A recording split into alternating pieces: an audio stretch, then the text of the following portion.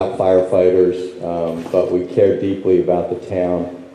I got a memo, I think we all did, from the mayor today, basically noting a couple of things. One, we all heard, how a lot of you feel about the study, but frankly, she did get the study for us at no charge.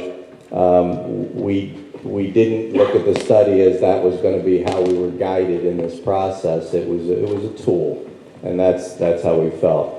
And the other note she made in the memo we talked about a little earlier tonight is that she has made a commitment that there would be no layoffs. And I speak for myself and perhaps for all my council colleagues that we make the same commitment to you, that there will be no layoffs in whichever way we go here. And that's important.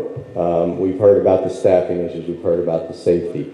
I want to say that we have a really outstanding fire service and really outstanding leadership. You guys have proven that to us time and time again, and you prove it to the residents. And I've always said, look, this thing we're doing, which we appreciate the jump start because it's been talked about for God knows how many years in the town, this council has the will to do it. We are not a political council, even though we sit of the same party. We've never been political. We try to do what's right. So we're going to take this on. We are taking it on. You guys do a great job. There is no question about that. If we can keep minimally, and I think it'll be more efficient and better in one structure, whatever that structure is, efficient, the best fire service possible, and frankly, as Mr. Kenny's pointed out tonight, everything has a cost. We always have to strike that balance. Every director in the municipal government comes to us asking for the world, and by the time they get through Mr. Ricky and have lost half the world, we may knock another 10% of the world out of that because we answer to the taxpayers. But we never do it at the expense of getting work done. We may only fix 30 roads when 60 need to be fixed, but that's a decision we have to make because we can do that within a budget that doesn't raise taxes or minimally raises taxes. So that's how we look at everything. Mr. Kenny mentioned we'd love to have a police officer on every corner. Everybody knows that's unaffordable. Everybody knows that we can't do that.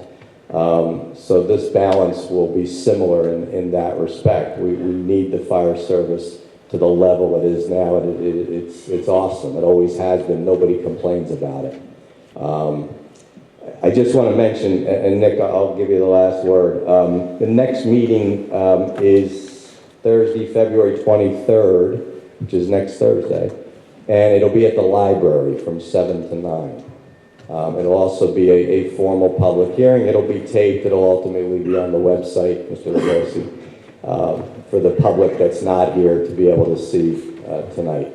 I'm going to adjourn the meeting as soon as Nick speaks for 8 seconds. Because, no. Thank you. I'd like to thank council and the mayor for their commitment to no layoffs and your commitment to our membership here for going through with this. I'd also like to thank Councilman Gore for his service because apparently there's a newspaper article that he resigned tonight, I guess. Yeah, Councilman Gore had an opportunity, kind of based on the bail. I guess restructuring with the state. They call it reform. They call it reform, but it requires more assistance in the public defender's office, which he held prior to being a councilman, and he and the mayor spoke about it, and he is going to go back to the public defender's office, so he did resign as council today, and I know I speak for myself. I will miss Ed terribly. He's a real constitutional conservative. He really understands the law, and he has helped me tremendously over the years. So he's a great loss to this council, but he's a real bonus to the public defender's office because he's awesome in that respect, and his respect for the law is second to none. And So yes, that did happen. I wasn't going to bring We it just got up. the article. And one more thing, if you're gonna look at other towns, Cherry Hill has done it the longest. Since 1994, they consolidated all the fire districts, and they consolidated into one fire district, and they're still a fire district. They haven't had a budget fail. And they've had flat tax rates, kept the service, the level of service, even built on the level of service, and they were a combination department. So, and they still do have volunteers. They're not in the capacity of riding volunteers with us, but they're like support staff, whether they're like a canteen unit or fire police, but they still provide service throughout the town because, as we know, the economy has changed and all that. But I just wanted to make that one note. That We'll definitely take a look at it. last night. That was Thank good, you. Council. Thank you, Nick. Meeting's adjourned, ladies and gentlemen. Thank you.